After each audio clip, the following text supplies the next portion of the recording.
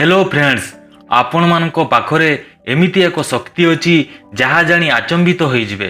गोटिए लुहा खंडरे चुंबकीय शक्ति थिले ताहार 12 गुण भार को उठाई पारिबो, किंतु सही लुहा खंडरे चुंबकीय शक्ति को बाहर करिदेले यह हालुका लुहा को मध्य उठाई पारिबो नाही। जो मानक पाखरे चुंबकीय शक्ति अछि सेमानकर आत्मविश्वास भरपूर रहिछि, सेमानकर भविष्य सफल और विजय लाभ ही अछि।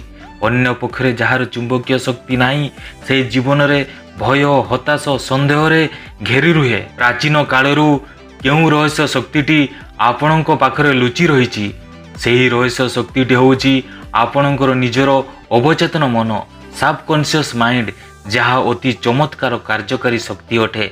अधिकांश लोक तांको शक्ति को शेष रे खोजी बाहर करिथांती, सेथिपई खूब कम लोक यार संधान पाई थांती। समुद्र रे थिबा बरफ पहाड़र केवल 10% ही जल उपरे रही थाए, बाकी 90% समुद्र पानी रे बुड़ी रही थाए। ठीक सेहीपरि आम मस्तिष्क रो समस्त कार्य अजाणतरे 90% थिबा सबकॉन्शियस माइंड ही काम करे। केवल 10% कॉन्शियस माइंड जहाजर कैप्टेन भली कार्य करी थाए। कॉन्शियस माइंड केवल भावे, जुक्ति करे, निष्पत्ति निये, किंतु सबकॉन्शियस माइंड आम हृदय, वृक्क, यकृत सह अनवरत कार्य करे, जहाँ यूनिवर्स सह जोड़ी हो जाए। थोड़े सबकॉन्शियस माइंड सह जोगाजोग करने को शिखिले आपण जीवनर अधिक शक्ति, समृद्धि, स्वास्थ्य और आनंद भरी पारिबे। यही शक्ति आपणक ठारे ही अछि। डॉक्टर जोसेफ मर्फी यही शक्ति को किपरि व्यवहार करिवे पुस्तक रे वर्णना करिसंती। यही बहिर सरल कौशल आपण माने अवलंबन कले यही शक्ति चमत्कार करिवो। लेखक सबकॉन्शियस माइंड रो शक्ति प्रयोग रे असुस्थतारु पंगु होइतबा लोकंकु संपूर्ण सुस्थ करि पारिथिले।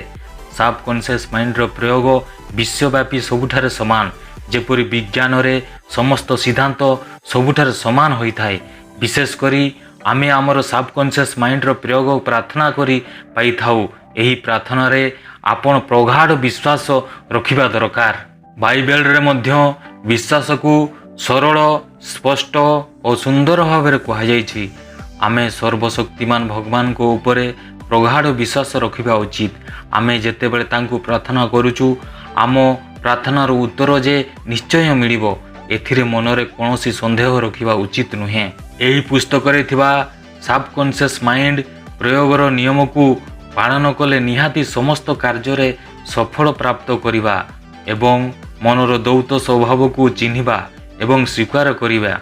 आपण निज चिंताधारा को नियंत्रण करिबा आरंभ कले जे कोनसी समस्यार समाधान पाई सबकॉन्शियस माइंड रो शक्ति प्रयोग करि पारिबे। आपण सबकॉन्शियस माइंड रो प्रयोग शिखि गले आपण दारिद्रता बदल रे प्रचुर संपत्ति मिलिबो। अंधविश्वास एवं अज्ञानता बदल रे ज्ञानर आलोक मिलिबो। अशांति बदल रे शांति मिलिबो। विफलता बदल रे सफलता, दुख बदल रे सुख, अंधार बदल रे आलोक, विवाद बदल रे सुसंगता, भय बदल रे आत्मविश्वास पाइबे। अधिकांश महान वैज्ञानिक, कलाकार, कवि, गायक, लेखक एवं उद्भावनकारी सबकॉन्शियस एवं कॉन्शियस माइंड रो कार्यकारिता विषय रे भलो भाव रे बुझिचंती, तेणु सेमाने तांको लक्ष्य पूरण पाई शक्ति पाई थांती। थोरे प्रसिद्ध गायक एनेरिक कारुसो स्टेज को जीवा पूर्वरु भयभीत होई गले। तांको गला अवरुद्ध होई गला, तांको स्वर काम कला नहीं। से बैक स्टेज रे कॉस्ट्यूम पिंदी ठिया होई थांती। तांको देहरु भय रे झाड़ गम गम होई बाहरु थाए। से हजार हजार प्रशंसक और श्रोतांको आगरे गाइबार थिला। से थरी थरी निजकू कहले मु गाई पारिबे नाही, समस्ते मो उपरे हसिबे, मो कैरियर शेष होई जिवो। तापर से ड्रेसिंग रूम को फेरी गले। से निजकू निज कहले मु गाई पारिबी, मु गाइबा को चाहूची। एठारे मुर अर्थ तांको अवचेतन मनर असीम शक्ति एवं ज्ञान विषय कहउचंती। तांको भितरे केंद्रीभूत समस्त शक्ति प्रयोग करी तांकर सबकॉन्शियस माइंड को प्रतिक्रियाशील कले। जेतेबेले कॉल आसिला से स्टेज को जाई चमत्कार प्रदर्शन करी दर्शक मानकु मनोमुग्ध करिदेले।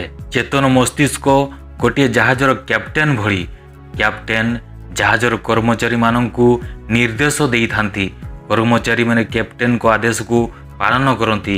କ୍ୟାପ୍ଟେନ୍ ହେଉଛନ୍ତି ଜାହାଜର ସର୍ବୋଚ୍ଚ ଅଧିକାରୀ ଏବଂ ତାଙ୍କ ନିର୍ଦ୍ଦେଶ ପାଳନ କରାଯାଏ। ଯଦି ଆପଣ ବାରମ୍ବାର ନିଜ ମନରେ ନକାରାତ୍ମକ ଭାବ ପ୍ରୟୋଗ କରିବେ ତେବେ ବିଫଳ ହିଁ ହେବେ। ଆପଣ ଯଦି କହିବେ ଯେ ମୁଁ ପରୀକ୍ଷାରେ ପାସ୍ କରିପାରିବି ନାହିଁ, ମୁଁ ଏହା କିଣିପାରିବି ନାହିଁ, ମୁଁ ସେହି କାରକୁ କିଣିପାରିବି ନାହିଁ, ସେହି ଘର କିଣିପାରିବେ ନାହିଁ, ତେବେ ଆପଣ ନିଶ୍ଚିନ୍ତ ହୁଅନ୍ତୁ ଯେ ଏହି ଆଦେଶ ଆପଣଙ୍କର ସବକନସିୟସ୍ ମାଇଣ୍ଡ ପାଳନ କରିବ, ଯାହାଦ୍ୱାରା ଆପଣ ଜୀବନରେ ସବୁକିଛି ଅଭାବ ଅନଟନରେ ରହିବେ। କିନ୍ତୁ ସକାରାତ୍ମକ ଚିନ୍ତା କଲେ ଯାହା ଚାହିଁବେ ତାହା ପାଇବେ। ଥରେ ଖ୍ରୀଷ୍ଟମାସ ସମୟରେ ଦକ୍ଷିଣ କାଲିଫର୍ଣ୍ଣିଆ ବିଶ୍ୱବିଦ୍ୟାଳୟରେ ପଢ଼ୁଥିବା ଛାତ୍ରୀ ନିନା ଡବ୍ଲ୍ୟୁ ବେଭର୍ଲି ବିଳାସପୂର୍ଣ୍ଣ ସାମଗ୍ରୀ ଥିବା ଦୋକାନରେ ବୁଲୁଥିଲେ। ତାଙ୍କୁ ଏକ ସୁନ୍ଦର ସ୍ପାନିଶ ଚମଡ଼ା ବ୍ୟାଗ୍ ପସନ୍ଦ ହେଲା। ସେ ବ୍ୟାଗ୍ର ଦାମ ଦେଖି ନିରାଶ ହୋଇଗଲେ। ସେ ନିଜ ନିଜକୁ କହିବାକୁ ଯାଉଥିଲେ କି ମୁଁ କେବେ ବି ଏମିତି ଏକ ଦାମୀ ବ୍ୟାଗ୍ କିଣିପାରିବି ନାହିଁ। ତାପରେ ସେ ଲେଖକଙ୍କ କଥା ମନେ ପକାଇଲେ ଯେ କେବେ ବି ନକାରାତ୍ମକ ଚିନ୍ତାଧାରାରେ କୌଣସି କଥା ଶେଷ କରନ୍ତୁ ନାହିଁ, ତାର ବିପରୀତ ଚିନ୍ତା କରନ୍ତୁ। ଆପଣଙ୍କ ଜୀବନରେ ଚମତ୍କାର ହେବ। ଏହାପରେ ସେ ବ୍ୟାଗ୍କୁ ନିରୀକ୍ଷଣ କରି କହିଲେ, ସେ ବ୍ୟାଗ୍ଟି ମୋର, ମୁଁ ଏହାକୁ ଗ୍ରହଣ କରୁଛି ଏବଂ ମୋର ଅବଚେତନ ମନ ଦେଖୁଛି ଯେ ମୁଁ ଏହାକୁ ପାଇସାରିଛି। ସେହିଦିନ କିଛି ସମୟ ପରେ ନିନା ତାଙ୍କ ଭାବୀ ସ୍ୱାମୀଙ୍କ ସହ ବିଦାୟ ପୂର୍ବରୁ ଏକାଠି ଖାଇବାର ଯୋଜନା ଥିଲା। ତାଙ୍କ ଭାବୀ ସ୍ୱାମୀ ତାଙ୍କୁ ସେହି ସୁନ୍ଦର ସ୍ପାନିଶ ଚମଡ଼ା ବ୍ୟାଗ୍ ତାଙ୍କୁ ଉପହାର ଦେଲେ। ତେବେ ଅବଚେତନ ମନର ଚମତ୍କାର ଶକ୍ତି ଦ୍ୱାରା ନିନା ବ୍ୟାଗ୍ଟି ପାଇଗଲେ। ରୁଥ୍ ଏ ନାମକ ଜଣେ ମହିଳାଙ୍କ 75 ବର୍ଷ ହୋଇଥାଏ। ସେ ଜଣେ ବିଧବା ଓ ପରିବାର ସହ ରହୁଥିଲେ, ତଥାପି ଏକୁଟିଆ ରୁହନ୍ତି। ପେନ୍ସନ୍ ଓ ସାମାଜିକ ସୁରକ୍ଷାରୁ ଯାହା ମିଳୁଥିଲା ସେଇଥିରେ ଚଳନ୍ତି।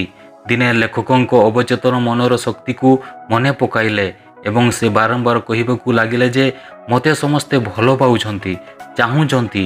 ମୁଁ ଜଣେ ଦୟାଳୁ, ଭଲ ପାଉଥିବା ଏବଂ ଈଶ୍ୱର ବିଶ୍ୱାସୀ ବ୍ୟକ୍ତିଙ୍କୁ ବାହା ହୋଇଛି। ମୁଁ ବର୍ତ୍ତମାନ ସୁରକ୍ଷିତ ଓ ସମ୍ପୂର୍ଣ୍ଣ। ସେ 2 ସପ୍ତାହ ଧରି ବାରମ୍ବାର ଏହି କଥା କହିବାକୁ ଲାଗିଲେ।